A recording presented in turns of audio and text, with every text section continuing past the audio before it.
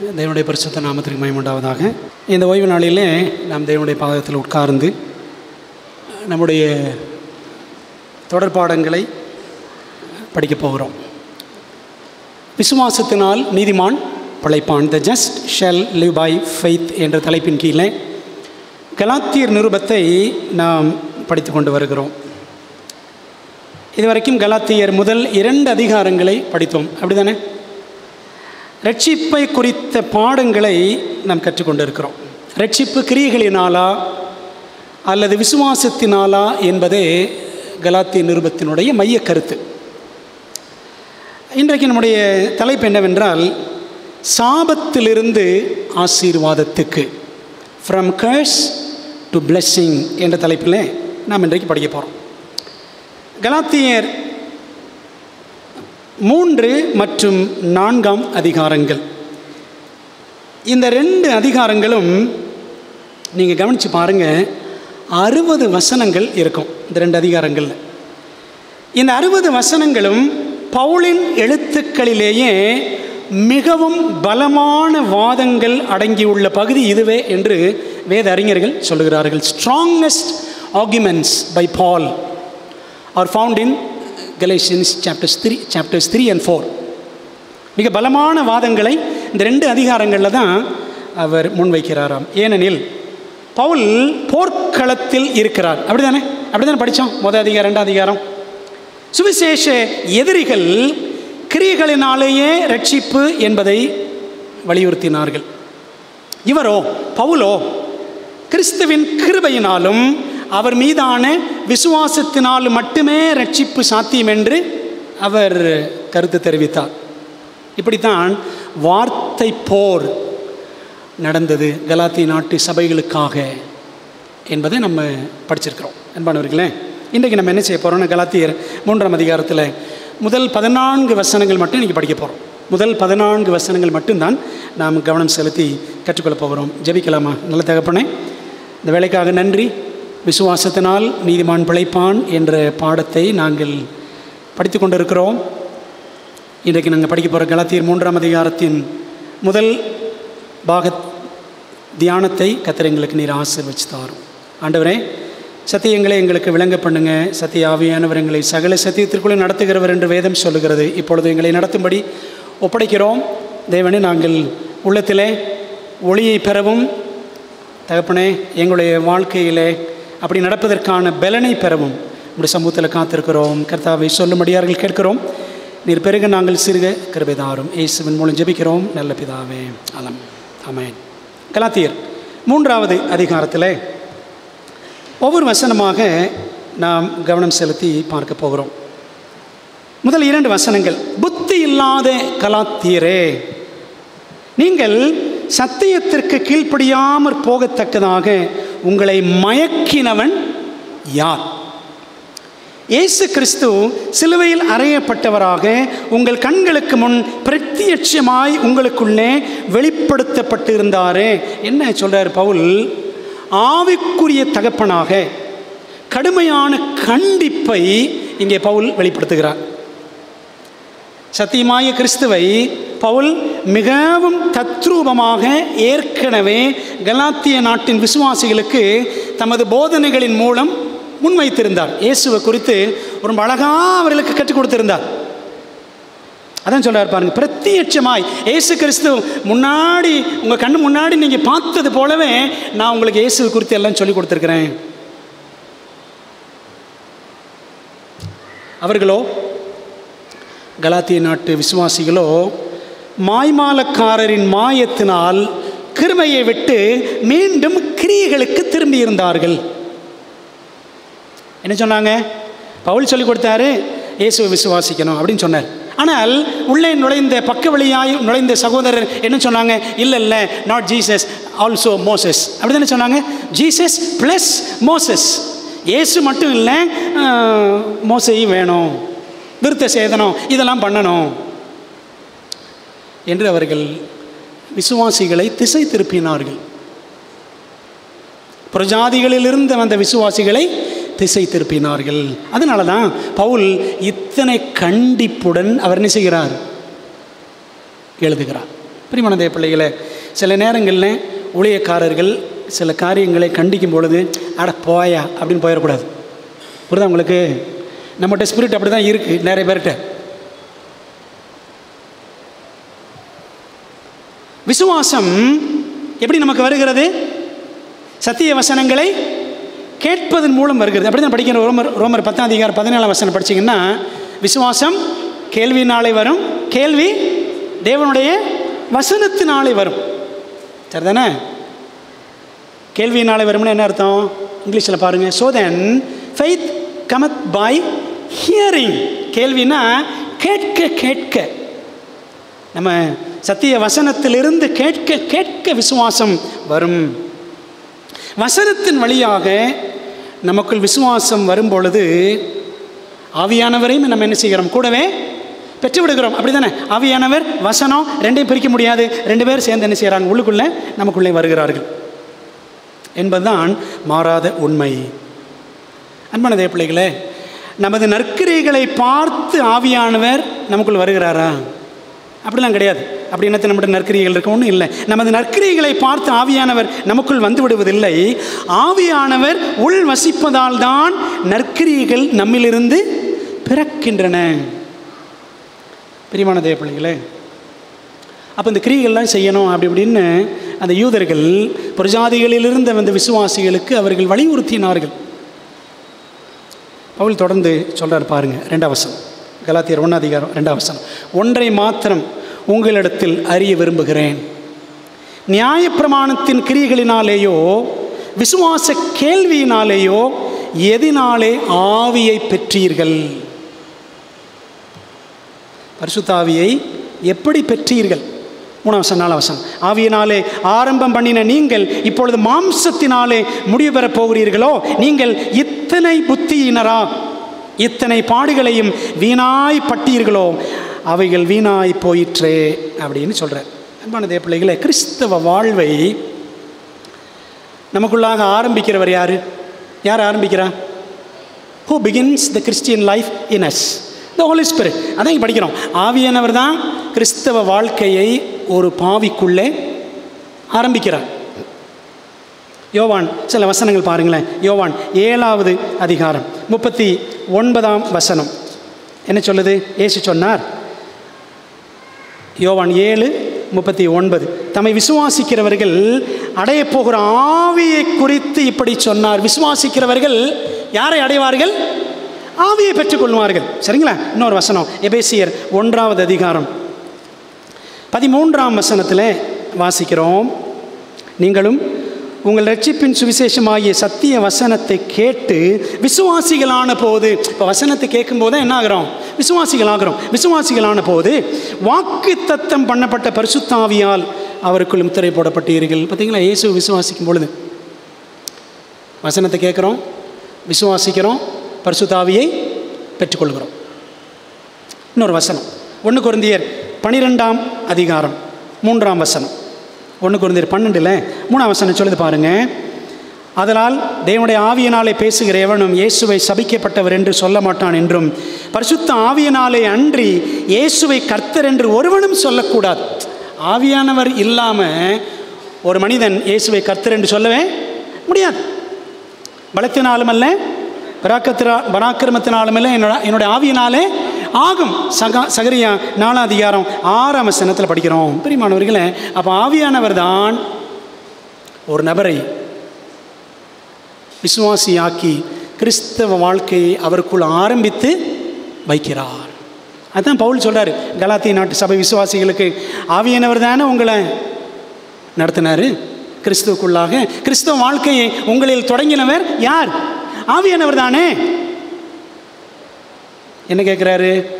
ஆவியிலே ஆரம்பம் பண்ணின நீங்கள் மாம்சத்திலே முடிய போகிறீர்களோ? அன்பான தேவ பிள்ளைகளே, பாவிகளும் பலவீனர்களுமான மனுக்குலம் பரிசுத்த ஆவியின் பலத்தினால்தான் கிறிஸ்தவ வாழ்வின் ஆரம்பத்தை அடைகிறது. உண்மைதானே? இப்படி ஆவியினாலே ஆரம்பம் கண்டு, அதான் சரியான வழிமுறை. கிறிஸ்தவ வாழ்க்கையை ஆவியானவர் தான் ஆரம்பிக்கணும், வேறு வழியே கிடையாது. அப்படி ஆவியினால் ஆரம்பம் கண்டு பின்னர் மாம்சத்தில் அந்த கிறிஸ்தவ வாழ்க்கையை தொடர முயற்சிக்கலாமா? விசுவாசித்து நான் உள்ளே வந்துட்டேன், இயேசுக்குள் வந்துட்டேன், வந்ததுக்கப்புறம் நான் இதை செய்யணும், அதை செய்யணும், அப்படி இருக்கணும், இப்படி இருக்கணும், இதை செஞ்சால் ஆண்டவரை பிரியப்படுத்திடலாம், அதை செஞ்சால் ஆண்டவரை பிரியப்படுத்திடலாம், இப்படி செஞ்சுட்டான் பரலோகத்துக்கு போயிடலாம், அப்படி செஞ்சுட்டான் பாவ மன்னிப்பு கிடைச்சிரும் என்பதெல்லாம் மாம்சத்திலே செயல்படும் முயற்சிகள்.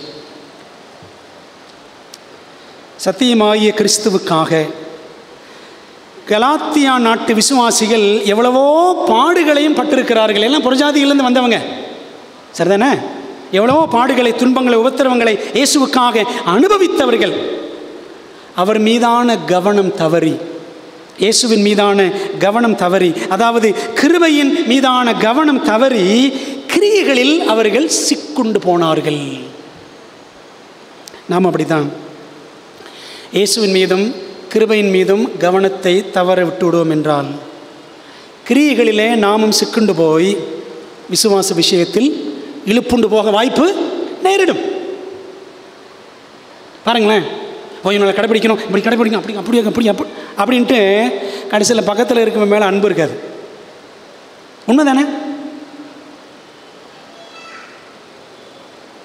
பக்கா பரிசேயர்கள் ஆயிடுவோம், சரிதானே? இயேசு இல்லாமல் வெறும் சட்டம் சட்டம் அப்படின்னு நம்ம இருந்தோன்னு வச்சுக்காங்களேன், உங்களை மாதிரி என்ன மாதிரி ஒரு பக்கா பரிசேயன் யாரும் இருக்கவே மாட்டான்.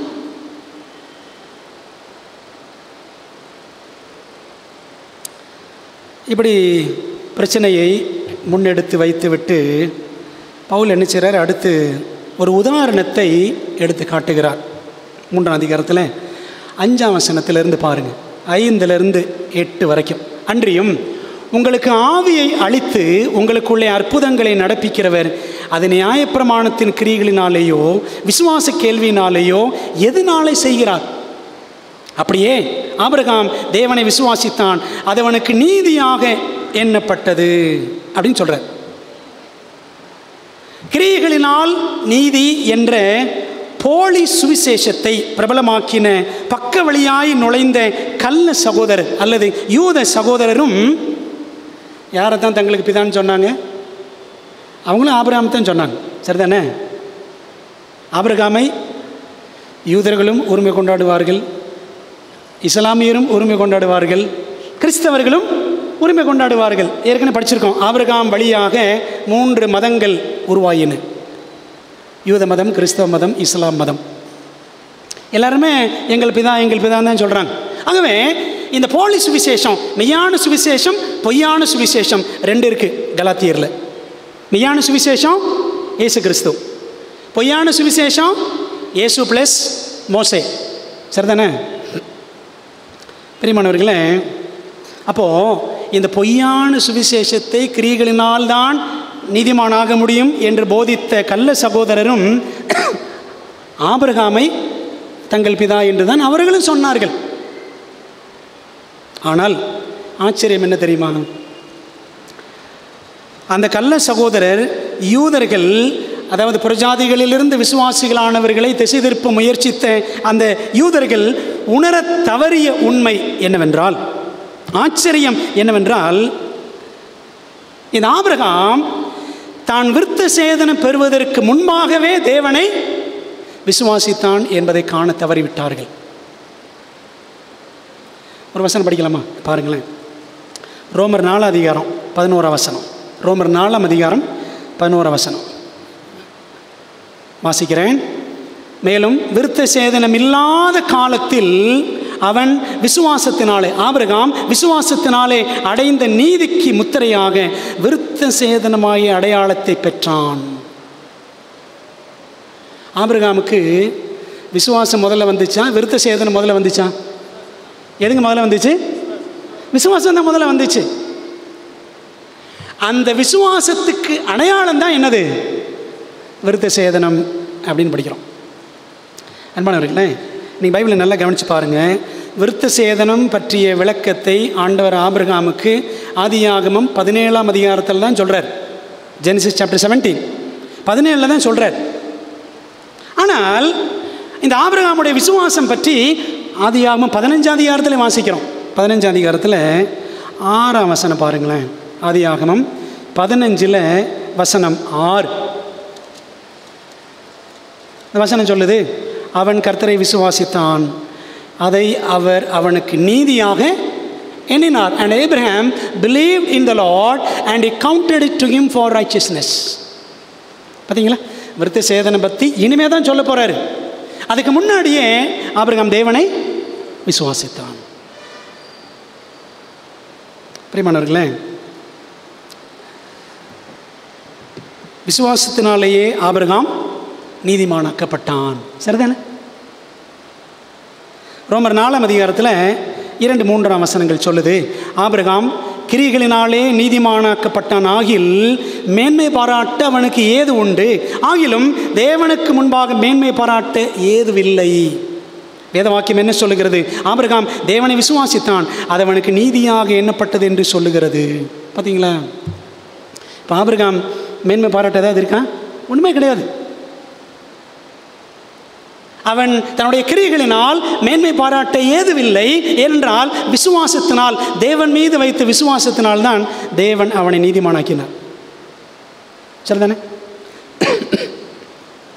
அன்பானவர்களே, அப்போ ஆவியானவர் அந்த அற்புதத்தை ஆபிரகாமுக்குள் நடப்பித்தார். கலாத்தியர் 3:5 நம்ம அதை அப்படி தான் பார்க்குறோம். பாருங்கள், அன்றியும் உங்களுக்கு ஆவியை அளித்து உங்களுக்குள்ளே அற்புதங்களை நடப்பிக்கிறவர் அதை நியாயப்பிரமாணத்தின் கிரிகளினாலேயோ விசுவாச கேள்வியினாலேயோ எதனாலே செய்கிறார்?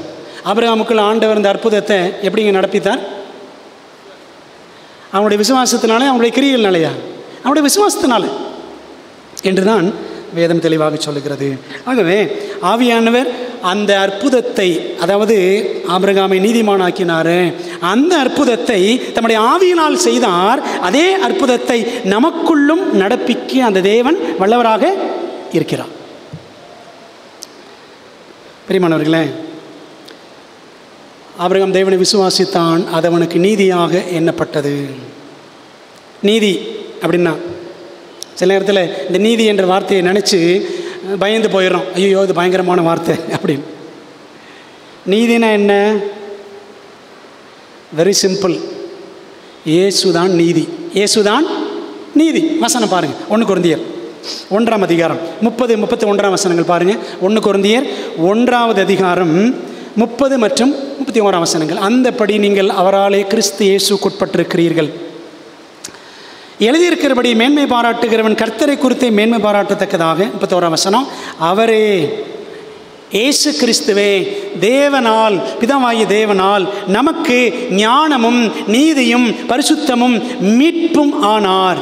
பார்த்தீங்களா? அப்போ யாருங்க நீதி? யார் நீதி? இயேசுதான் நீதி. இயேசுதான் நீதி. நீதி என்றால் இயேசுதான். அவரிடத்தில்தான் நீதி வாசமாய் இருக்கிறது. ஏசாயா 45ஆம் அதிகாரம் 24ஆம் வசனத்தில் வாசிக்கிறோம், கர்த்தரிடத்தில் மாத்திரம் நீதியும் வல்லமையும் உண்டு. நீதி எங்கே இருக்கு? ஆண்டவர்கிட்ட தாங்க இருக்கு. நான் செய்யக்கூடிய கிரியைகளில் என்ன கிடையாது? நீதி கிடையாது. நான் அத்தனை மணிக்கு எந்திரிச்சிருவேன், இவ்வளோ நேரம் முழங்கால் போட்டு ஜோம் பண்ணுவேன், நான் இப்படி சாப்பிடாமல் இருப்பேன், அப்படி சாப்பிடாமல் இருப்பேன். இதெல்லாம் செய்யணும் தான், வேண்டான்னு இல்லை. இதெல்லாம் செய்யணும் தான். ஊழியம் செய்யணும், வைராக்கியமாக இருக்கணும், சரிங்களா? இதெல்லாம் இருக்கணும், தப்பு கிடையாது. ஆனால் இதனால் என்ன கிடையாது? ரட்சிப்பு கிடையாது. நாம் வேணால் சொல்லிக்கிட்டு நமக்கு நாம கிரீடத்தை தூக்கி தலையில் வச்சுக்கலாம், மண் கிரீடத்தை. சரிதானே?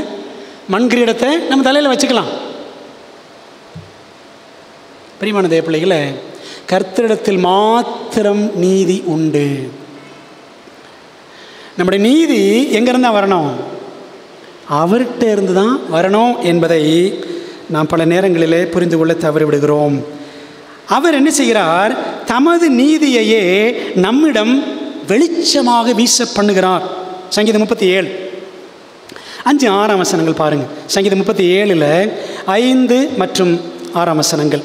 தாவீது அழகா சொல்கிறார், உன் வாழ்வை, உன் வழியை கர்த்தருக்கு ஒப்புவித்து அவர் மேல் நம்பிக்கையாயிரு, அவரே காரியத்தை வாய்க்க பண்ணுவார். உன் நீதியை வெளிச்சத்தை போலவும் உன் நியாயத்தை பட்டப்பகலை போலவும் விளங்க பண்ணுவார். பாருங்களேன், அவர்கிட்ட நம்பிக்கையாக இருந்தால், ஆண்டவரிடத்தில் விசுவாசமாக இருந்தால் அவர் என்ன பண்ணுவாரா? அவர் தம்முடைய நீதியை வெளிச்சத்தை போல நம்மிடத்தில் விளங்க பண்ணுவார். நாம் நீதியை அடையணும்னு நாம் முயற்சிகள் பண்ணாலும் அது நடக்கவே நடக்காது.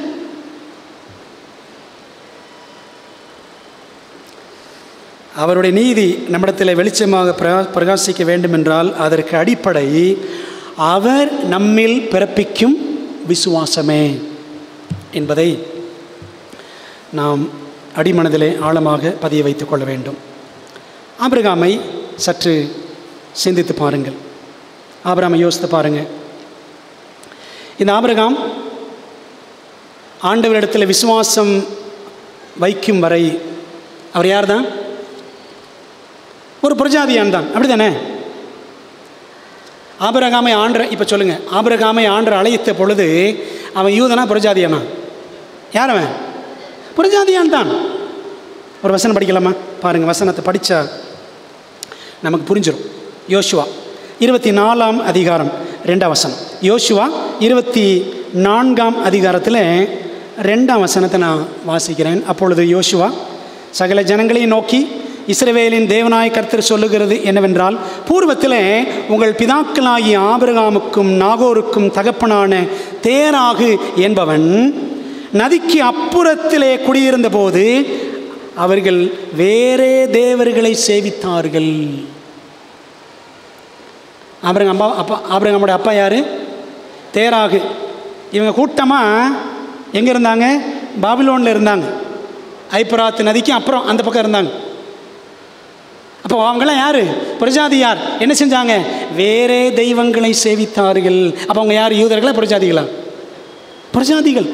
ஆபிரகாம் ஒரு புரஜாதியான். Abraham was a Gentile before coming to God. தேவனிடத்தில் வருவதற்கு முன்பாக அவன் ஒரு புரஜாதியான். சுவிசேஷம் ஆபிரகாமுக்கும் பிரசங்கிக்கப்பட்டது. அந்த சுவிசேஷம் அவனுக்கும் பிரசங்கிக்கப்படும் வரை அவன் புரஜாதியனாகத்தான் இருந்தான். சரிங்களா?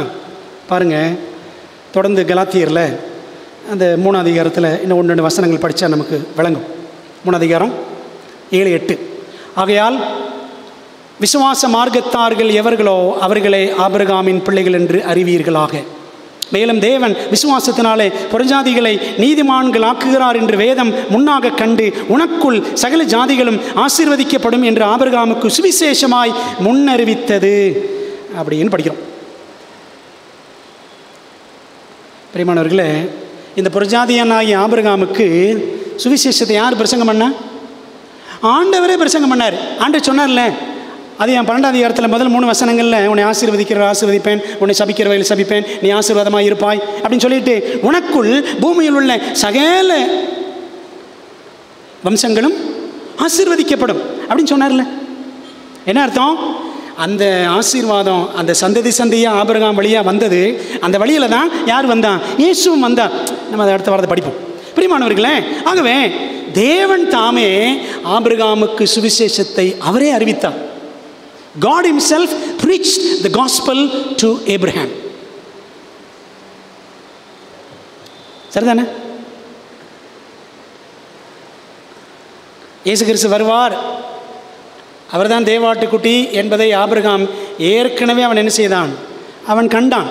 ஆபிரகாம் என்னுடைய நாளை காண வாஞ்சையாக இருந்தான், கண்டு களி கூர்ந்தான். யோவான் 8:56 வாசிக்கிறோம். ஆகவே அந்த மோரியா தேசத்தின் மலைகள் ஒன்றில் ஈசாக்கை பலி செலுத்த சென்ற காரியம் எல்லாம் நம்ம படித்தோம் போன வாரத்தில். பிரியமானவர்களே, ஆகவே அந்த சம்பவத்தில் மெய்யாகவே ஆபிரகாம் இயேசுவை கண்டான். விசுவாசத்தினாலே அவன் நீதிமான் ஆக்கப்பட்டான். அன்பான தேவ பிள்ளைகளே, இந்த ஆபிரகாமோடு கூட தேவன் நமக்கும் ஆசீர்வாதத்தை சேர்த்து வழங்குகிறார். we are blessed with Abraham. ஏன் தெரியுமா? நாம யார் தான்? நாமும் புரஜாதிகள் தான். உண்மைதானே? ஆபிரகாமும் புரஜாதி தான். சரிதானே? ஆண்டவரை ஏற்று வந்ததுக்கு பிற்பாடு அவன் வழியிலே ஆண்டவர் எபிரேய சந்ததிகளை உருவாக்குகிறார், யூத மக்களை உருவாக்குகிறார். நாமும் புறஜாதிகள் தான். ஆபிரகாம் தேவனை விசுவாசித்து ஆசீர்வாதம் பெற்றது போல நாமும் விசுவாசத்தினாலே ஆபிரகாமுடனே கூட ஆசீர்வாதம் அடைகிறோம். அதனால தான் பாருங்கள், கலாத்தியர் 3:7 இருக்கு, ஆகையால் விசுவாச மார்க்கத்தார்கள் எவர்களோ. இப்போ உங்களுக்கு எனக்கு என்ன பேருங்க? உங்களுக்கு எனக்கு சிறப்பு பேர் என்ன பேர்? விசுவாச மார்க்கத்தார். அதை கலாத்திய நாட்டு சபைகளுக்கு சொல்றார், விசுவாசிகளுக்கு சொல்றார், நீங்க யாருங்க? நீங்க விசுவாச மார்க்கத்தார், கிரியை மார்க்கத்தார் கிடையாது. சரிதானே? விசுவாச மார்க்கத்தார். கலாத்தியர் 3 இப்படி விசுவாச மார்க்கத்தார் என்று அவர் அழகாக விசுவாச பிள்ளைகளை குறிப்பிட்டு பவுல் எழுதுகிறார். 9-10 9-10 படிப்போம். அந்தபடி விசுவாச மார்க்கத்தார் விசுவாசமுள்ள ஆபிரகாமுடனே ஆசீர்வதிக்கப்படுகிறார்கள். ஆபிரகாமோடு சேர்த்து நமக்கு ஆசீர்வாதம். 10 நியாயப்பிரமாணத்தின் கிரியைக்காரராகிய யாவரும் சாபத்திற்குட்பட்டிருக்கிறார்கள்.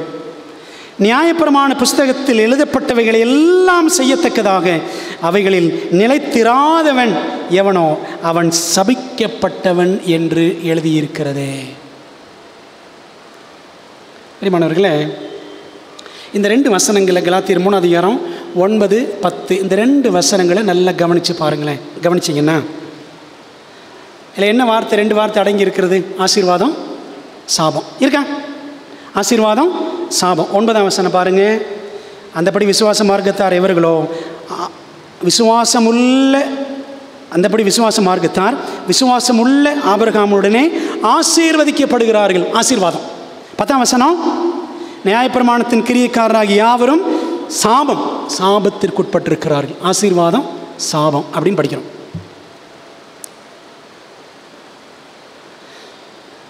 இதில் இப்போ சொல்லுங்கள், எது ஆசீர்வாதத்தை கொண்டு வருகிறது?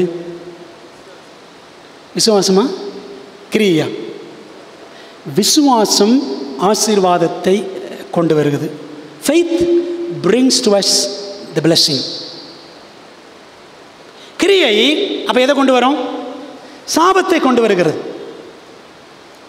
விசுவாசம் அந்த சாபத்தை நீக்கி விடுகிறது என்று தான் சொல்ல வேண்டும். இந்த ஆசீர்வாதம், சாபம் என்ற வார்த்தைகளை பவுல் எப்பவுமே சொல்லும் பொழுது எங்கேருந்து கொண்டு வருவார்? பழைய ஏற்பாட்டில் தான் சொல்லுவார். இந்த ஆசீர்வாதம், சாபம் என்ற வார்த்தைகளை பவுல் மோசேயின் எழுத்துகளிலிருந்து பயன்படுத்துகிறார். பாருங்கள், 2 வசனங்களை வாசிப்போம். உபாகமம் 11ஆம் அதிகாரம், டியூட்ரானமி சாப்டர் 11. உபாகமம் 11ஆம் அதிகாரத்தில் 26, 27, 28 ஆகிய வசனங்களை வாசிப்போம். இதோ இன்று நான் உங்களுக்கு முன்பாக ஆசீர்வாதத்தையும் சாபத்தையும் வைக்கிறேன். மோசே சொல்றார். யாருக்கு ஆசீர்வாதம், யாருக்கு சாபம்? நல்லா கவனிங்க. இந்த வசனங்களை சரியாக புரிஞ்சுக்காம தான் இன்றைக்கி நிறைய சபைகளில் தப்பாக வழக்கம் கொடுக்குறாங்க. பின்னாடி பார்ப்போம். இன்று நான் உங்களுக்கு கற்பிக்கிற உங்கள் தேவனாய கர்த்தரின் கற்பனைகளுக்கு கீழ்ப்படிந்தீர்களானால் ஆசீர்வாதம்.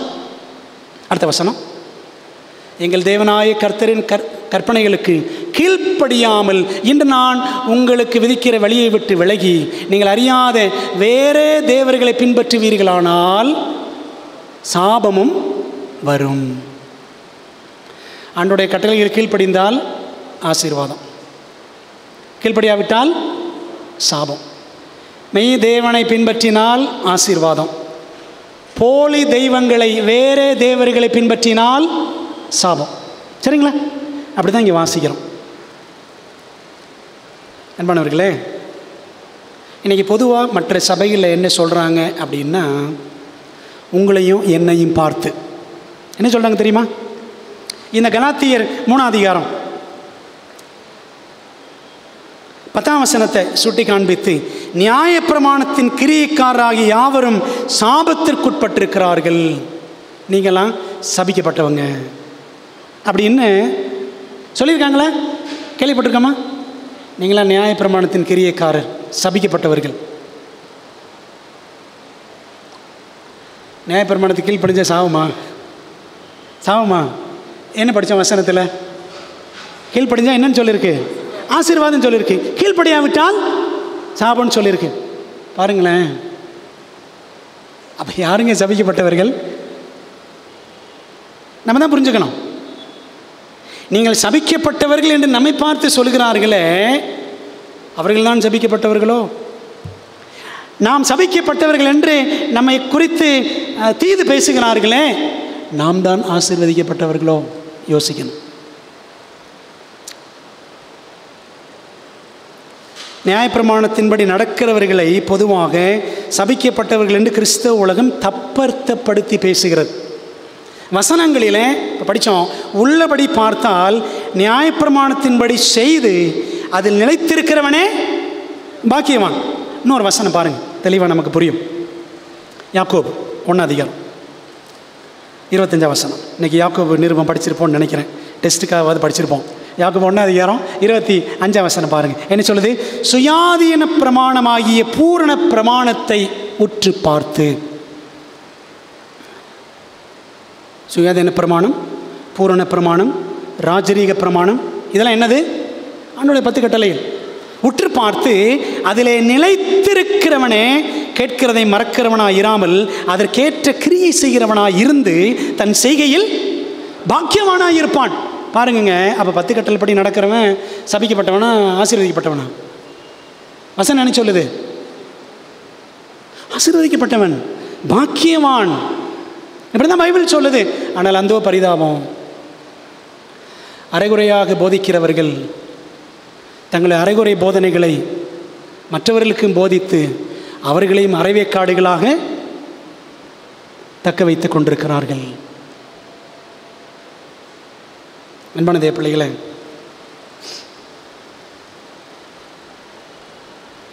இப்போ நம்ம புரிஞ்சுக்க வேண்டிய பாடம் என்ன பாடம் அப்படின்னா, நீங்களும் நானும் பலனற்ற பாத்திரங்கள். we are weak vessels. கலாத்தியர் 3 11 மற்றும் 12 வசனங்களை வாசிக்கலாம். கலாத்தியர் 3 11 12. நியாயப்பிரமாணத்தினாலே ஒருவனும் தேவனிடத்தில் நீதிமானாகிறதில்லை என்பது வெளியரங்கமாய் இருக்கிறது. ஏனெனில் விசுவாசத்தினாலே நீதிமான் பிழைப்பான் என்று எழுதியிருக்கிறதே. நியாயப்பிரமாணம் கோபாக்கினையை உண்டாக்கும். பைபிள் அப்படி தான் வாசிக்கிறோம். ரோமர் 4:15 படித்து பாருங்கள். நியாயப்பிரமாணம் கோபாக்கினையை உண்டாக்கும். யார் மீது கோபாக்கினை வரும்? யார் மீது நியாயப்பிரமாணம் கோபாக்கினையை கொண்டு வரும் அப்படின்னு சொன்னால், கீழ்ப்படியாமையின் பிள்ளைகள் மீது தேவ கோபாக்கினை இந்த நியாயப்பிரமாணம் கொண்டு வரும். எங்கே படிக்கிறோம் அப்படின்னா, எபேசியர் 5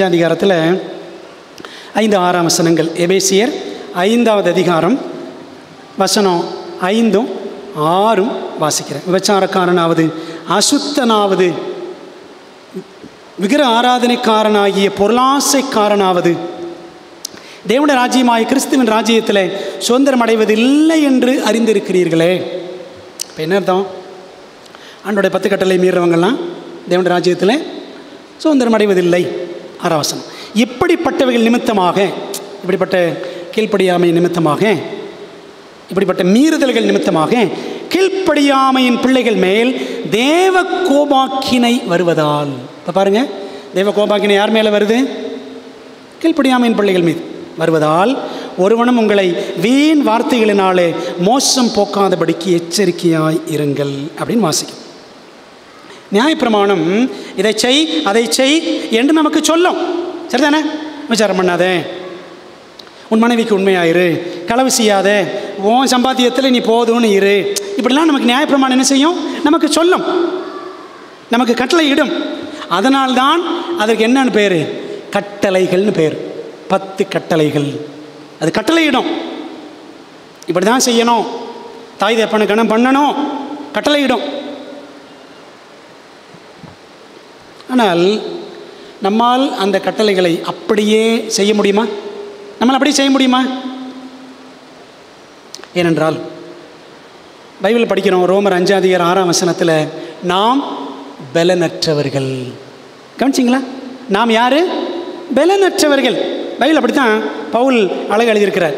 நாம் பலனற்றவர்களாய் இருக்கும்போதே, வாசிக்கலாமா? ரோமர் 5:6 அன்றியும் நாம் பலனற்றவர்களாய் இருக்கும்போதே குறித்த காலத்தில் கிறிஸ்து அக்கிரமக்காரருக்காக மரித்தார். So we are weak within ourselves. நம்மிலே நாம் பலன் இல்லாதவர்கள். பலனே கிடையாது. அன்பான தேவ பிள்ளைகளே, இப்போ கிறிஸ்துவின் மூலமாக மாத்திரமே அது சாத்தியம். பாருங்கள், ஆண்டவருடைய நியாயப்பிரமாணத்தை நம்ம கடைபிடிக்கணும் அப்படின்றது உண்மைதான். ஆனால் நம் உண்மையிலே பலனற்றவர்கள். கிறிஸ்துவின் மூலமாக மாத்திரமே அது சாத்தியம். அவரே நம்மில் அந்த நல்நடக்கையை உண்டு பண்ணுவார். ஒரு வசனத்தை படிங்களேன். எபிரேயர் 13 ரொம்ப அழகாக கவனிக்க வேண்டிய வசனங்கள். பெரும்பாலும் நம்ம கவனிச்சிருக்க மாட்டோம், இன்றைக்கி கூர்ந்து கவனிப்போம். எபிரேயர் 13:20-21 வசனங்கள் பாருங்களேன். நித்திய உடன்படிக்கையின் இரத்தத்தினாலே ஆடுகளுடைய பெரிய மெய்ப்பரான நம்முடைய கர்த்தராகிய இயேசுவை மரித்தோரில் இருந்து ஏறி வர பண்ணின சமாதானத்தின் தேவன் இயேசு கிறிஸ்துவை கொண்டு தமக்கு முன்பாக பிரியமானதை உங்களில் நடப்பித்து, பிதாவாகிய தேவன் இயேசு கிறிஸ்து மூலமாக தமக்கு முன்பாக பிரியமானதை, பிதா தம்முடைய பார்வையில் எதெல்லாம் பிரியமான காரியங்களோ உங்களில் நடப்பித்து. நமக்குள்ள அந்த பிரியமான காரியங்களை யார் தாங்க நடப்பிக்க முடியும்? ஆண்டவர் தான் இயேசு கிறிஸ்து மூலமாக நமக்குள்ளே நடப்பிக்க முடியும். நடப்பித்து நீங்கள் தம்முடைய சித்தத்தின்படி செய்ய உங்களை சகலவித நற்கிரியைகளும் சீர் பொருந்தினவர்களாக்குவாராக. பாருங்களேன், இந்த நற்கிரியைகளில் நம்ம யார் தான் பெருக பண்ண முடியுமா? பிதாவாகிய தேவன் இயேசு கிறிஸ்து மூலமாக தான் நமக்குள்ளாக இந்த நற்கிரியைகளில் நாம் பெருகும்படி அவர் செய்ய முடியும். சரிங்களா? நம்மால் முடியவே முடியாது. அன்பான தேவ பிள்ளைகளே, அதனால தான் இன்னொரு இடத்துல பவுல் சொல்கிறாரு, என்னை பலப்படுத்துகிற கிறிஸ்துவினாலே எல்லாவற்றையும் செய்ய எனக்கு பலன் உண்டு. பிலிப்பியர் 4:13 வாசிக்கிறோம். நாம் நமது நியாயப்பிரமாண கிரியைகளினாலே பிழைத்து விடலாம், நித்திய ஜீவனுக்கென்று தப்பி பிழைத்து விடலாம் என்று தப்பெண்ணம் கொண்டு விட வேண்டாம். விசுவாசத்தினாலே நீதிமான் பிழைப்பான் என்று ரோமருக்கு பிற்பாடு ரோமர் 1:17 எழுதியிருக்கிற பவுல் மீண்டும் கலாத்தியர் 3:11 என்ன செய்கிறாரு? அவர் வலியுறுத்துகிறார். சரிங்களா? என்ன ஆர்குமெண்ட், ஸ்ட்ராங் ஆர்குமெண்ட் பவுல் முன் வைக்கிறார்னா, விசுவாசத்தினால் நீதிமான் பிழைப்பான். கலாத்தியர் 3:12 வசனம். நியாயப்பிரமாணமோ விசுவாசத்திற்குரியது அல்ல, அவைகளை செய்கிற மனுஷனே அவைகளால் பிழைப்பான். நியாயப்பிரமாணத்தின்படி பிழைக்கணும் அப்படின்னா நியாயப்பிரமாண கிரியைகள் எல்லாம் செஞ்சுக்கிட்டே இருக்கணும். நம்மால் முடியாது. 13-14 வசனங்கள். மரத்திலே தூக்கப்பட்ட எவனும் சபிக்கப்பட்டவன் என்று எழுதியிருக்கிறபடி கிறிஸ்து நமக்காக சாபமாகி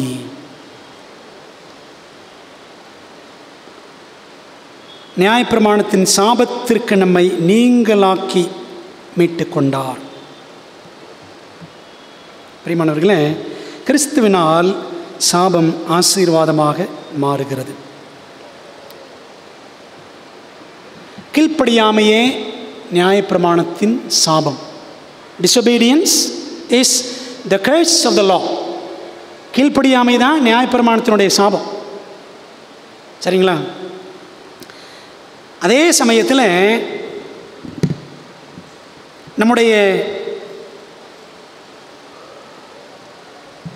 நமக்கு ஏற்படக்கூடிய மரணம் பாருங்களேன், நியாயப்பிரமாணத்தை மீறுவதே பாவம். 1 யோவான் 3:4 படிக்கிறோம்.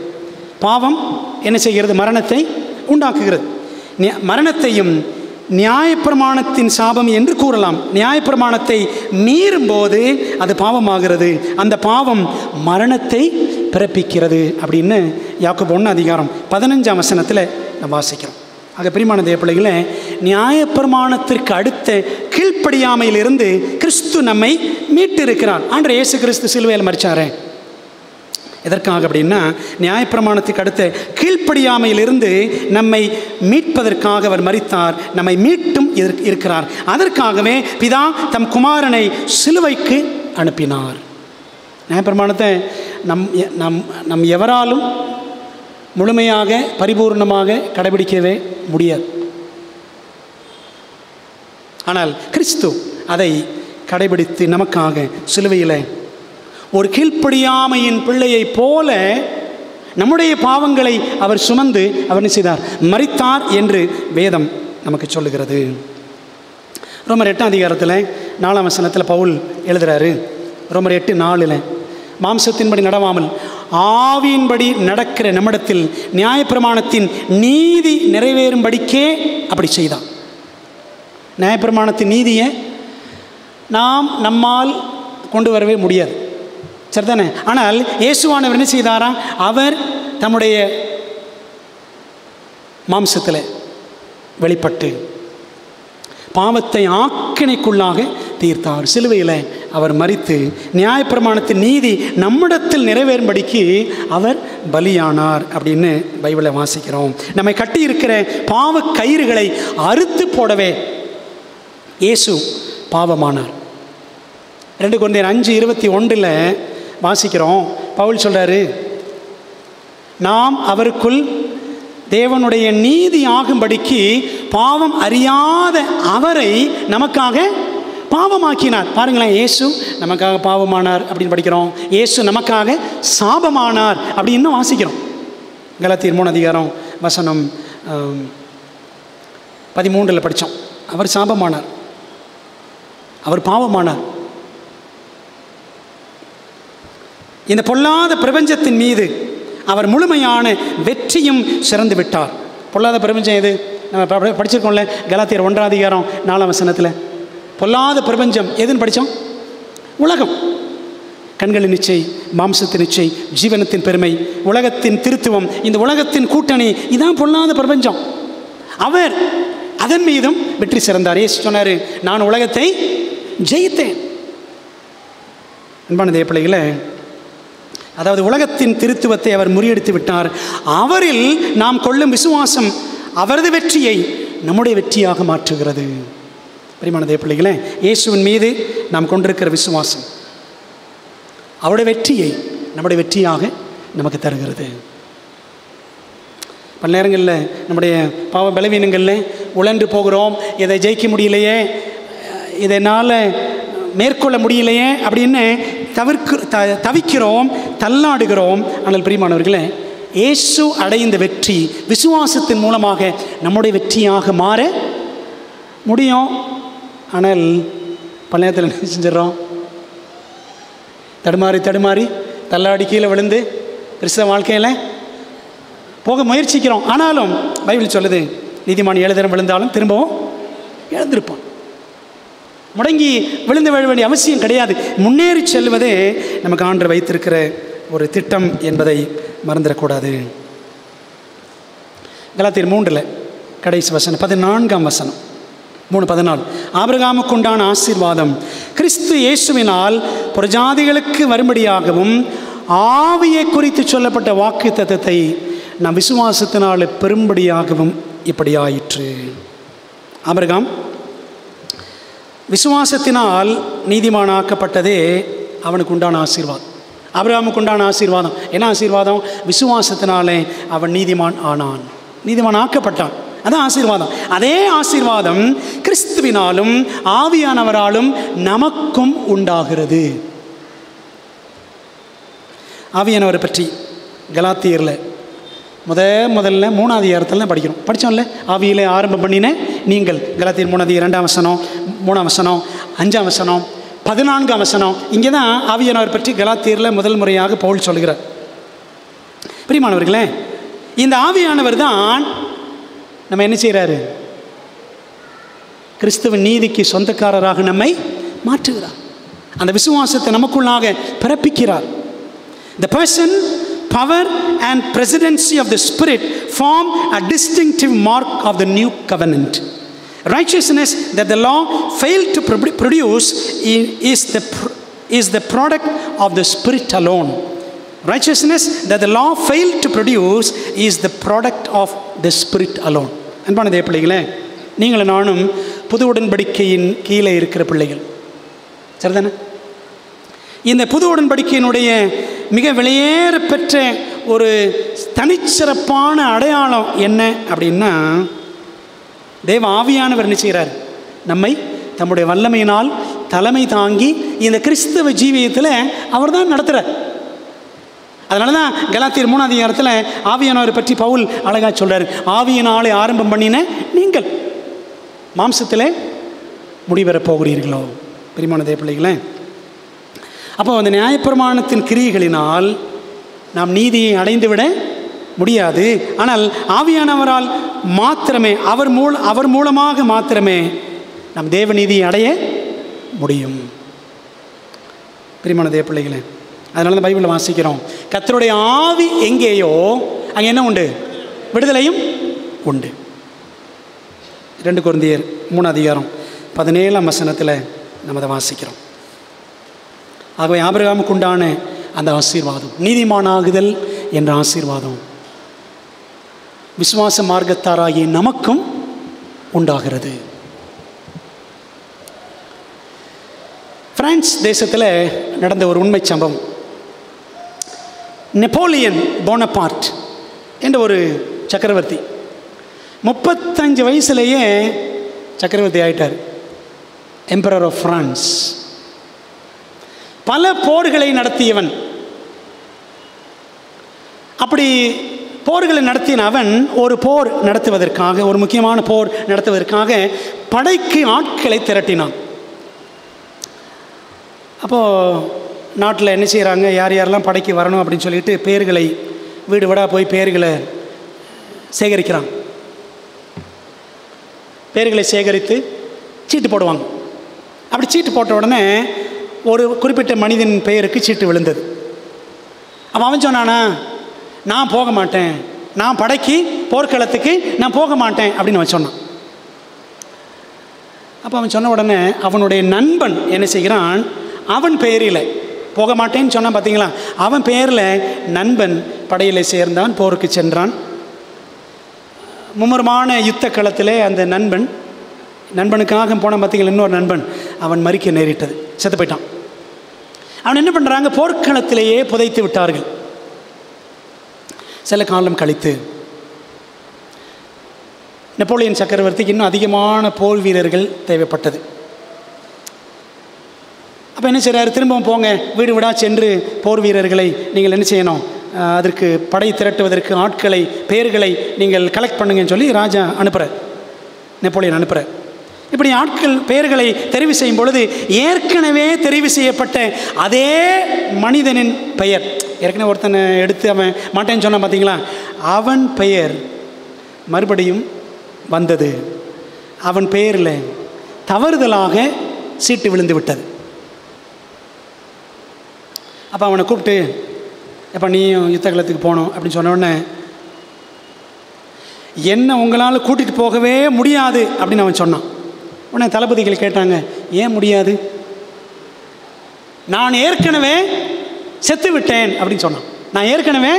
நான் செத்துட்டேன் அப்படின்னு சொன்ன உடனே இவங்களுக்கெல்லாம், தளபதிகளுக்கெல்லாம் குழப்பமாயிடுச்சு. என்னப்பா நீ சாகலையே, உயிரோடு எங்கள் கண்ணுக்கு முன்னாடி நல்லா தானே இருக்கிற அப்படின்னு சொல்லி சொன்னாங்க. இல்லை, நான் மரித்து விட்டேன் என்று அவன் மறுபடியும் மறுக்கிறான். ஏய் மனிதனே, உனக்கு என்ன பைத்தியமா? நீ எங்கேப்பா மறிச்ச? Where did you die? நீ எங்கே செத்த? இங்கே தானே இருக்கிற அப்படின்னு சொல்லி தளபதிகள்லாம் கேட்டாங்க. அப்போ அவன் குறிப்பிட்டு எல்லாத்தையும் சொல்கிறான்.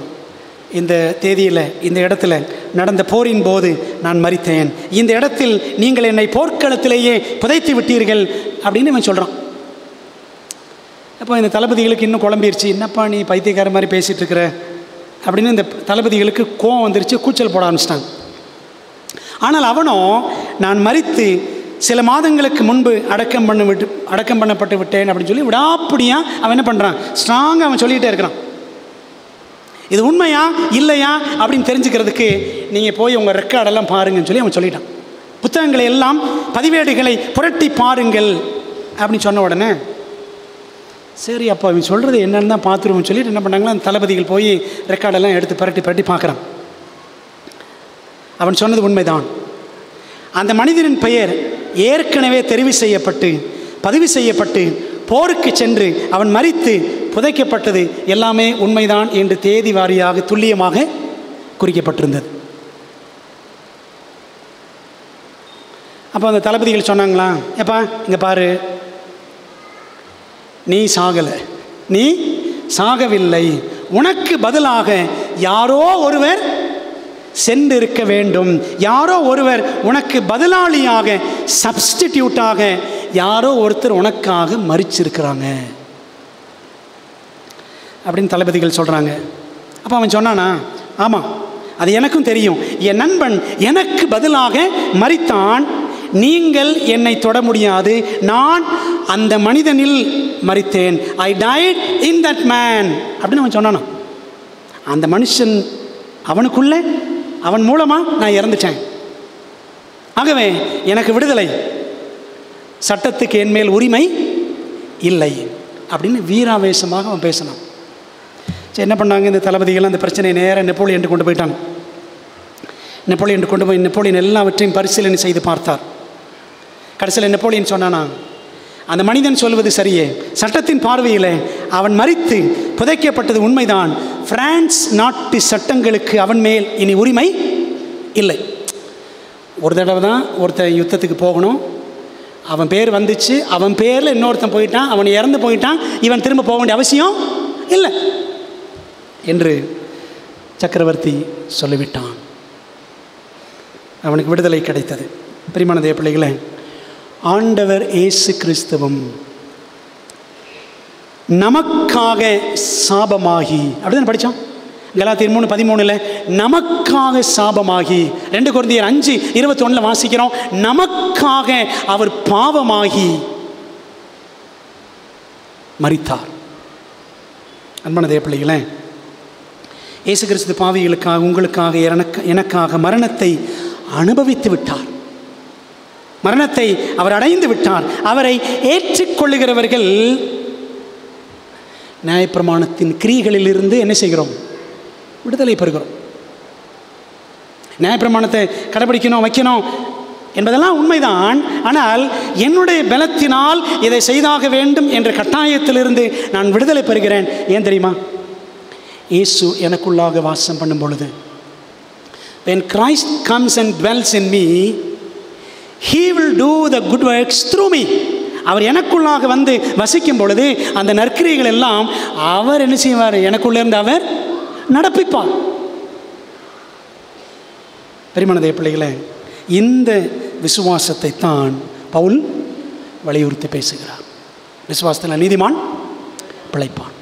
அன்பான தேவ பிள்ளைகளே, இப்போ பாருங்கள், கிறிஸ்து நமக்குள்ளே வசிக்கிறார் என்று சொன்னால் நம்முடைய பேச்சுகள், நம்முடைய நடை உடை பாவனைகள், நம்முடைய பழக்க வழக்கங்கள், மற்றவர்களோடு நம்ம நடந்து கொள்ளுகிற விதம், இது எல்லாவற்றிலும் ஒரு பெரிய மாற்றம் ஏற்பட்டிருக்கணும். எப்போவோ அப்படி தானே? மாறிவிட்டோமா? இன்னும் மாறவே இல்லையா? அல்லது மாறிக்கொண்டிருக்கிற அந்த ப்ராசஸ், அந்த செயல்முறை நம்ம வாழ்க்கையில் நடந்துக்கிட்டு இருக்கா? இல்லை ஏதோ கணக்குக்கு வரணும் போகணும் அப்படின்றதுக்காக காலங்காலமாக வருஷ கணக்காக வந்துட்டு போயிட்டு இருக்கேன். நான் சர்ச்சுக்கு, சபையில் இருக்கிறேன், I am in the church, I in Christ. சபைக்குள்ளே இருக்கிறேங்க, கிறிஸ்துக்குள்ளே இருக்கிறேனா? சபைக்குள்ளே இருக்கனால ரட்சிப்பு கிடையாது, சபைக்குள்ளே இருக்கனால ரட்சிப்பு கிடையாது. யாருக்குள்ளே இருக்கணும்? கிறிஸ்துவுக்குள்ளே இருக்கணும். ஆக பிரியமான தேவ பிள்ளைகளே, இந்த மனதில் பதிப்போம். நம்முடைய கர்த்தராகிய இயேசு கிறிஸ்து சாபத்தை ஆசீர்வாதமாக மாற்றி இருக்கிறார். ஆகவே நீங்களும் நான் இந்த உலகத்தில் ஆசீர்வாதமாய் விளங்க வேண்டும் என்பதற்காகத்தான் நம்மை அழைத்திருக்கிறார், நம்மை அபிஷேகித்திருக்கிறார், நமக்குள் அவர் வாசம் பண்ணுகிறார். இந்த உணர்வோம், ஒப்படைப்போம். தேவன் தம்முடைய ஆவியினால் நிரப்பி நம்மை நடத்துவாராக. ஜெபிக்கலாமா? நல்ல தகப்பனே, கலாத்திய நிருபத்திலிருந்து எங்களுக்கு நீர் கற்றுக் கொடுக்குற நல்ல பாடங்களுக்காக உமக்கு ஸ்தோத்திரம். கர்த்தாவே, ஒருவேளை இந்த நிருபம் எங்களுக்கு படிப்பதற்கும் புரிந்து கொள்வதற்கும் சற்று கடினமாக இருப்பது போல் தெரிந்தாலும் தேவன் தம்முடைய ஆவியினால் எங்களுக்கு அதை விளங்க பண்ணுவதற்காக ஆண்டவருக்கு நன்றி செலுத்துகிறோம். கிறிஸ்தவ வாழ்க்கை அதுபோலவே இப்படி வாழணும் அப்படி வாழணும் என்பது பேசுவது எளிது, வாழ்வதோ கடினம் தகப்பனே. ஆனால் கிறிஸ்துவானவர் மாத்திரமே எங்களுக்குள் வசித்து தம்முடைய ஆவியினால் குமாரனுடைய சாயலுக்கு ஒப்பாக எங்களை மாற்ற வல்லவர் என்பதை நாங்கள் உணர்கிறோம். ஆபிரகாமுக்கு உண்டான ஆசீர்வாதம் விசுவாசத்தினாலே உண்டாயிற்று. விசுவாசத்தினாலே அவன் நீதிமான் என்று எண்ணப்பட்டான். ஆண்டவரே, அந்த ஆபிரகாமோடு கூட நாங்களும் விசுவாச மார்க்கத்தாராக ஆபிரகாம் அடைந்த அதே ஆசீர்வாதத்தை அடையக்கூடிய சிலாக்கியத்தை எங்களுக்கு கொடுத்திருக்கிறீர். நன்றி ராஜா. எங்களை எல்லாரையும் பரிசுத்தப்படுத்துங்க. ஆண்டவரே, சபைக்குள்ளே இருக்கிறோம், கிறிஸ்துவுக்குள்ளே இருக்கிறோமா என்பதை நாங்கள் யோசித்து பார்த்து கிறிஸ்துவை பிரதிபலிக்கிறவர்களாக எங்கள் எல்லாரையும் கர்த்தர் மாற்றும்படி இயேசுவின் நாமத்தில் ஜெபிக்கிறோம். ஜெபம் கேளும் நல்ல பிதாவே, ஆமென்.